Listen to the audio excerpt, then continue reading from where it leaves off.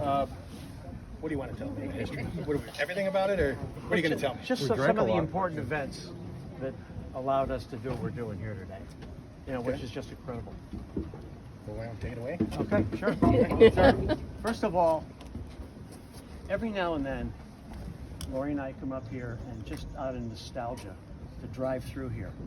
And little by little, looking at this club transition to what it is today, all I could say was, holy shit. This is unbelievable. Right? Really. I mean, just incredible what's happened. The leadership of the club throughout all these years. I mean, really, what lasts 50 years? I mean, just really stop and think about it. So what I'd like to do before I really start to get into what I wanted to say to you all is that I'd like to recognize the other founders that were here. So if you can please raise your hand if you're able to. And just give them $1,000 well spent. So it was, it was obviously very challenging. My wife and I and our young son and daughter, Sally Riggio, we moved here in 1971. And fortunately, my mom and dad moved here when I was in college. And we always loved Essex, but we never lived here when we were younger, and we always wished what we did. So our wish was, if we were lucky enough to move back here, that would be just the greatest thing that could happen. So we moved back here, as I said, in '71, and my parents belonged to the yacht club, so we went to the yacht club and joined the yacht club, and we met a lot of really nice couples, and it just, everything was so special. And fortunately, luckily for me, and I really consider myself to be a lucky guy, I was a decent tennis player, so I got to meet more people, and people over in Old Lyme, and at that time there were a lot of private courts. There were some private paddle tennis courts, and every now and then we would get a chance to get out of this great sport of tennis and get indoctrinated looking at the sport of platform tennis. And it was just an amazement. As a couple of years into it, we got very lucky. Phil Davis, who was here today, who's a fabulous racket player, we got invited. His dad actually was the mayor of Essex, believe it or not. And they had a wonderful house, and they had a paddle tennis court at the house. And his father was really kind and invited probably 15 couples to a Kentucky Derby event. And so we were all sitting around getting to know a lot of different people. It was just tremendous. And after the Derby, all of a sudden we were looking at the paddle court, and Phil had a couple of rackets there and stuff, and he said, yeah, come on, let's go out, let's play a little paddle. Have you ever played? If he's, trying to teach us a little bit about it. And Phil and I, we go way back. He went to Kent and I went to Choate. So we saw each other on the field of battle back then, and now here we were living in the same town and what have you. And so, and again, getting on the paddle court for the first time and seeing just a hardcore drive right at my stomach. Thanks to Phil Davis, I'm like, oh my God, I don't know. But anyway, one thing led to the other, and there were a lot of private private paddle courts too. I'd say 4 or 5, and there was a gentleman by the name of John Griggs, yes, who was not here anymore, unfortunately, who really fostered all of our getting together. Nick Frost, who's not here, Jack's brother, built a paddle court in his backyard, because we were all, just trying to get to play the sport. And again, knowing as many people as we did, you don't want to, push yourself on people. You want to be kind, you don't want to be pushy or anything like that. So after a couple of years, I went to bed at night, and I was sitting there thinking to myself, you know what, I think I know quite a few people now. And I think a lot of them are good athletes. They got great families. What a great way to get together, to be able to come out and just, interact in the winter when things are, pretty dull anyway, have parties, drink beer, and just have a lot of fun. So I got so into that in my head that I got up, I couldn't sleep, I got up and I went to my office and I drafted a letter. I was able to come up with 40 addresses for the same letter. and some of the memorabilia that's up there that I don't know, for some reason I managed to save, you know, sort of chronicles, you know, the original list and getting people in. So I decided that let's find out who's interested. Those of you that are interested, put up $25. $25. And I'll tell you, getting $25 All at once? All at once. All at once. Can you write that check for $25? So we got a very good response. What year was that? This was in 1974. Yeah, Okay, this starting, you know, everything off, and so then, you know, was pretty pleased with that, and a couple of my friends, you know, that I knew particularly well, said, you know, wow, this is really a good idea. Let's take it up to the next level. Okay, so if you're really interested, now you're going to have to put up $100, and if you're not interested, we'll give you back your $25. So you know, it was a really good deal back then. So 25, 75 on top of the 25? So it was 100. But you already gave the 25. So we already got the 25. So they were in for 125. Okay. $125. $125. And that $100 and that $125 was non-refundable. So that gave us the courage to go ahead and say, you know what, I think we got something here. So let's start some planning. And one a fellow by the name of Lou LaFage, who you know, helped me tremendously, said, you know, if we're going to have a club, we've got to have some bylaws. We've got to be thinking about what we're going to do. So he said, I belong to the Secana Country Club in Little Compton, you know, and he said, I've got all the bylaws. We can take that and we could jury rig it, you know, and to fit and everything. And luckily, the group that we had lawyers, we had contractors, we had accountants. I mean, we had all the disciplines, and everybody was willing to put in their 2 cents, so to speak, to help us out. And it just seemed to build. It got better and better. So then we thought, okay, and word started to spread. Oh my God, there could be this paddle tennis platform tennis club.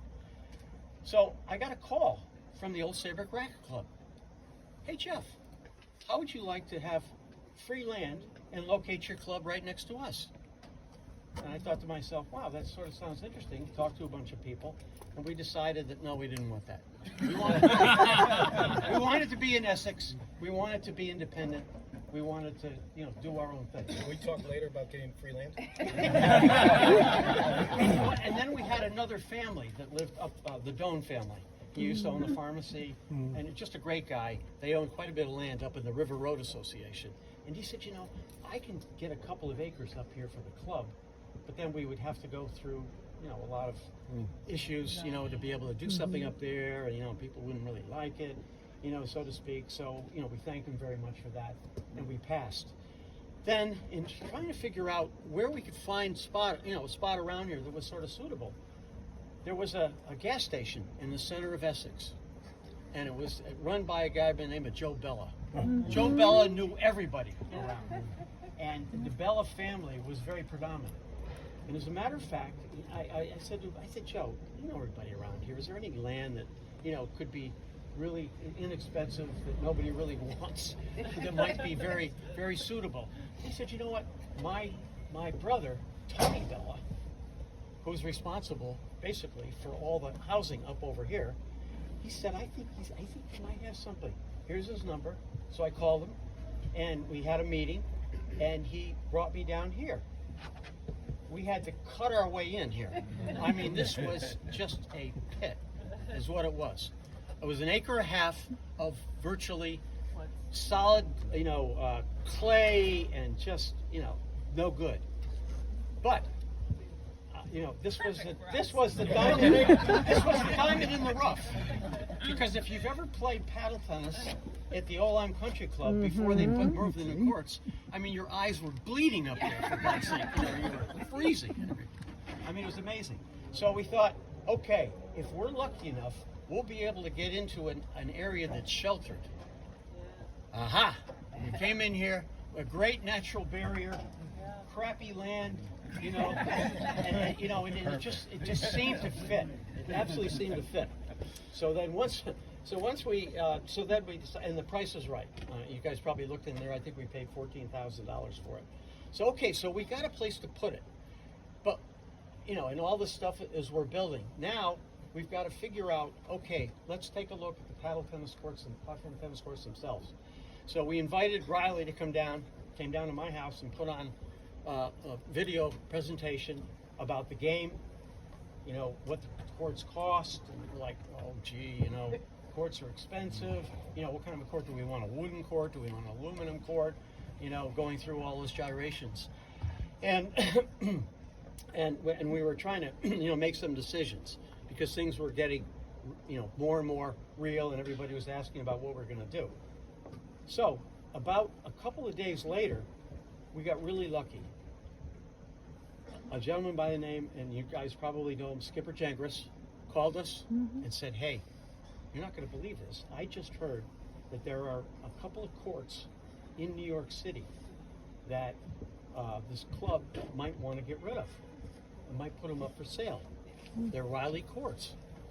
And so we thought to ourselves, used courts. Ooh. And they were pretty new. They were new. And so I said, that really sounds interesting. So we called Riley and we asked Riley about the courts that they had installed down there. And they said, yeah, no, they're excellent condition. They've hardly been there at all. And so we decided, he said, look, you go down and see what you can do there, and we'll be able to make a deal. We could move them, we could do all that type of stuff. So, we'll see. So, Lula Fage and I went down there, and they were in Forest Hills. We went down, I think in June, or no, it was the end of summer, it was August. And we met the gentlemen that were running this health club. And what they were trying to do there was to create more activity for the people there. And so we got in, sat down with them, and they were just saying, oh my God, we put these fabulous platform tennis courts up on the top of a building, and we thought everybody would be so excited about it. We were going to have a great summer season. And Lou and I looked at each other and put our hands together and said, I think we really got something here. So we ended up walking out of there with an agreement to buy them for $2,000 each. And we would take them down and move them. So we called Riley back and said, look, we've got a deal here. And they said, I'm so glad you guys were able to get together because they haven't finished paying for the courts. And we were going to have to sue them. Isn't that something? So anyway, things got better and better, and some people put some more money in. So then we decided that, as is everything, because this is where it is, it's got lights on it, we had to go before the Zoning Board of Appeals to get the permission to be able to do this. And that, I had to make a presentation, get everything together, and while I'm getting everything together, again, the rumor's spreading about, what we're going to be doing here. Lights, and all this stuff. So, with the zoning presentation and the fact that you come up before it, all the abutting property owners had to get a notice about what's going to happen, and there has to be a meeting, and if they want to object or say anything about it, that they could come to the meeting. So I got wind of the fact that they were very upset that we were going to have a lot of noise down here. The lights were going to be on. We'd be here till 2 and 3 o'clock in the morning. All that type of stuff. Just a nightmare. So, meanwhile, we'd had a couple of contractors back here to look about what it was going to cost to clean up the place and just flatten it out and what have you. And while we were going around, one of the contractors said to me, he said, I can smell, I think there might be some sewage runoff or something like that up there. I'm not exactly sure, but I think that's something you guys might have to watch. I made a mental note of that, and so then I thought to myself, you know what? I think what I'm going to do is I'm going to have a meeting with all the people up there that want to, they can have as many people there as they want. So the guy that was right above us happened to be a state policeman, and we sort of run into him a couple of times, not in a bad way, but I called him and I said, look, I understand that there's some rumors going around up there about what we're trying to do, And what I really would like to do is explain it to you. So you know firsthand, no rumors, bring in anybody, you know, that you want, and we'll have a discussion about what we want to do here. So we did. Talked to everybody and told them that, you know, it's a 6-month sport at best. And yes, there would be lights, but we would, you know, we would limit the lights to 10 o'clock at night. You know, we put some boundaries on it and stuff like that. And they said, other than that, it's just going to be a couple courts, you know, and maybe a little bit of noise. The weekends it'll be very popular. And they're all, and I said, oh, by the way, I just want to tell you that one of the things that we were sort of warned about was that in a couple of areas there might have been some runoff. You know, we had a few smells down there, and I'm sure it's probably nothing, you know, nothing to be really worried about or anything like that. But I just think that you ought to know that, you know, maybe one of you might possibly have a problem. But anyway, so we thanked each other. They thanked me profusely for being there. And so it came time for the Zoning Board of Appeals, and we presented it. No one even showed up. No one even showed up, which was amazing. They knew their shit stuff. They kept it to themselves. Exactly. So then, you know, and so we decided, okay, so all the pieces are coming together. Now we have the property. You know, we can close on the property if we want. You know, we can do all these things. Everything was subject. You know, all the pieces were coming together. And then we thought, okay, we're going to need power here. Where are we going to get the power? Well, what was phenomenal is Webster Bank wasn't there. No. It was just a farm. It was farm Riggio's field. And Right. field. Yeah. And TJ Riggio's grandfather owned Riggio's. So I went over and I talked to Joe Riggio, who's a fantastic guy, told him what we were doing, and said, you know, Joe, we're trying to figure out the best way to get power back here for the lights, you know, and it's going to be very simple, but we need to be able to get that done. And we're hoping that maybe you'd let us trench a route right out to the pole out here if you give us a right of way to be able to do that. And he said, that's a great idea. Absolutely a great idea. I agree. You can do that. I'll give you whatever you need, you know. And so we worked it out with Northeast Utilities. And then again, with all of the, you know, the talent that we had, we were able to do that, trench it ourselves, you know, and put everything in and decide where the stuff was going to be. You know, and the place again was really shaping up. So so then, you know, I think we had everybody it was time to put another $400 into the pot. There they got you. Going back to the well. Going right back to the well again. Okay, guys, it's real. Let's get it in. You know, and fortunately, you know, everybody really stepped up. We did sign for we put our names, you know, on the line for the land itself so we could secure the land. And then we started, you know, in earnest to see what we really had to do here. And fortunately, we had guys like Sal Sapien, who was absolutely instrumental here. And I think we've got his model right here.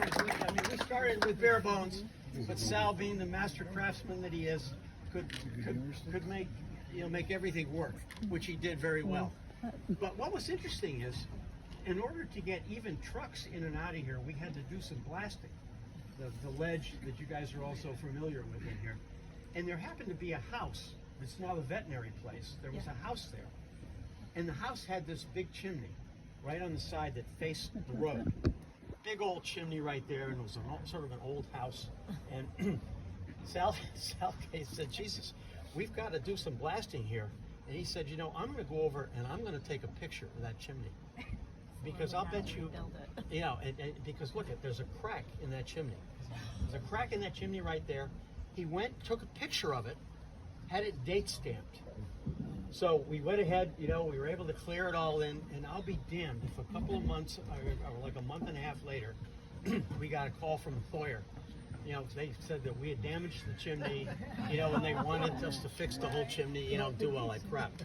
And so we sent the picture to them. The end of that. That problem was gone. So, and then, you know, so then just getting everything leveled out here, and with Riley, we made the deal with Riley where they were so happy that we were able to pay off what the rest of the courts. So we had everything here brought in, set up for about $4,500 a court, which was, I mean, just absolutely unbelievable. And so we had. The new court? Pardon? What was the cost of a new court? The cost of a new court, I think, was somewhere between 8 to 10. Wow. Yeah, I mean, it was just amazing. And with 40 founders that we had here, we had everybody committed. So we had $40,000, basically to play around with. And we had heaters underneath them, but then we encountered another big problem, that because of the clay, the snow and the rain, this place was a muck hole. Yes. Absolutely. Yes. And we'd be playing, and we'd have the kids, okay, you kids go out and play full of mud, and everything. And then, and again, Joe Riggio was fantastic. The kids would go over to Riggio's. They guys would buy sodas, and candy, okay, go over there. You're all going to be safe and everything, It was amazing. So, long story short, 2 courts, a deck, and the clubhouse that you see right here that you can all come up that Sal was responsible for. And again, everybody, and we had tournaments, we put on exhibitions, we did all sorts of programs, and really got ourselves, up to speed, so to speak, as a very, very cohesive group. When we finished, scrambles or anything that we had here, like the Winterers, other families, Frost, would invite everybody back, and we have a party after it. I mean, it was incredible. Everything just worked out so well, and it just grew. It grew because it was something to do. People sharing, the love of the sport, promoting the sport, because it was so much fun, And actually, a couple of years later, I built the Madison Racket Club, and with the same principle down there. A lot of great tennis players and what have you, to get them into the game, trying to keep the game going. And I mentioned John Griggs earlier. He had his court.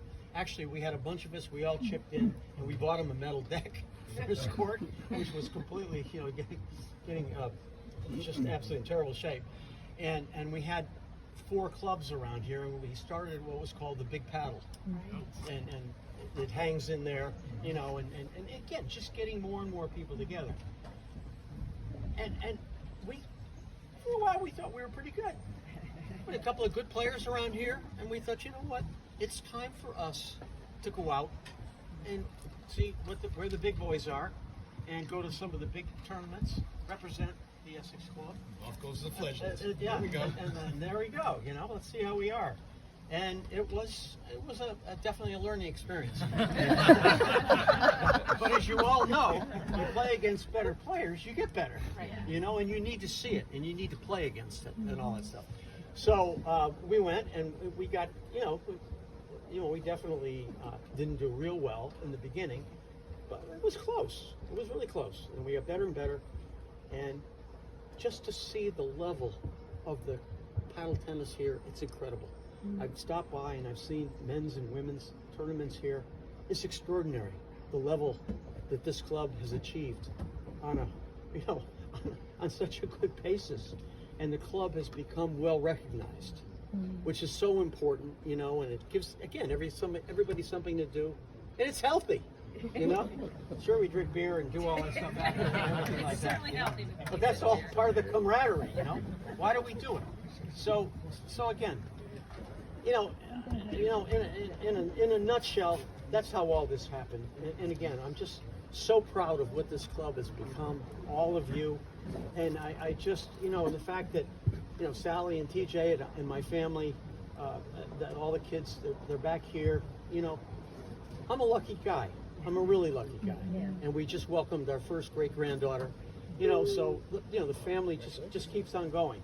And we always wanted the kids to be able to play, which is why we started out actually with 40 founders, because we didn't know where the club was really going to go. Were the kids going to play here? Was there going to be, enough going on? And we all, going back, if I can digress for a second here, we issued what's called a certificate of membership. This was not a bonded club. And we had, our lawyer advised us to go that route because we were a nonprofit and everything to everybody's benefit. But, 40 certificates of membership. And that was our stake in the club. And we would, you know, if we sold one of them or passed it on or whatever, the value would be in inflation. You know, it would be very, you know, wouldn't be, you know, crazy or anything like that. But in case we had to liquidate the club or do anything like that, you know, there was a means, you know, to be able to do something like that. So it was really, again, just everybody, you know, pulling forward as a big group, as you guys do here today, and having all the fun and what have you. Again, I it's just such a proud moment. Thank you.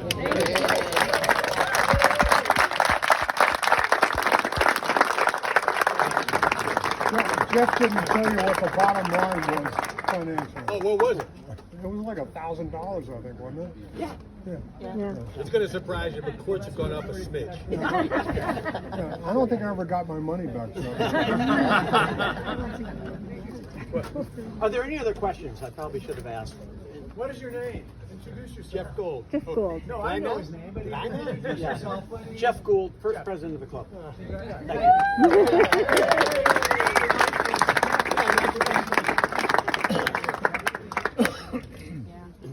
That's great. It's not the first time I've been admonished for not introducing people. No. Most people still don't know my wife's name. Joy! I wanted to take a couple words because a doting father, came to watch his daughter play paddle in the club championships last year. It was the first time that I met you, but I didn't introduce myself. You know what I mean? And you said last year, like you did on the opening, that things don't last 50 years. And I'll give you a short analogy. I just got back from Italy, where we finished our trip in Venice. I had an 8-hour professional tour guide who was told what to try to explain to me about how you build Venice. And after 8 hours and tireless work on her behalf, I have no idea. I don't know how they did it. But I will say, you start looking around and you see the quality of the streets, the quality of the people. Good things last. Yeah. And they just do. So your first comment last year was wrong.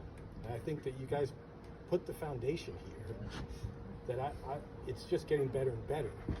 I have to say that the folks here really are. I think they're spawned from that. We can talk about some of the presidents that, TJ, John Paternoster, Jamie Burns, yourself. I think it was Mickey Swim. And I've not met any of the others, but I'm sure there's others. That coupled with, if you guys were ever here on a day where we do work, the enthusiasm is unbridled.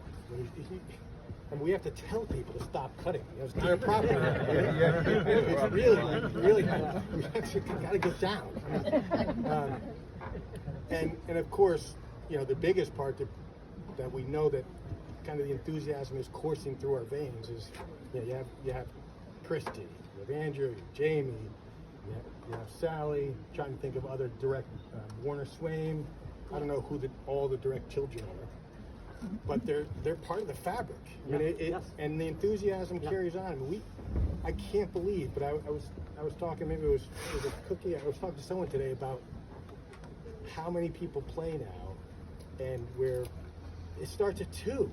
Literally. I mean, COVID sort of changed that dynamic, but literally at 2:00, you better be quick on the trigger, or you're not getting a court. But still, people come, we play. Now we do quite well when we travel. The ladies just won the big paddle 2 years ago. Big paddle's here for a reason for the boys. Yeah. So, I just thank you guys for setting the stage for this. What's it? Summer sport. Yeah. Oh yeah. This is a 12-month a year sport here now. Yeah. So I mean, I first got the idea when you mentioned that nothing lasts for 50 years. And I, of course, ran to Christy. I'm like, has this really been around for 50 years? Because I didn't know. I said, Christy, are you sure? She's like, oh, yeah.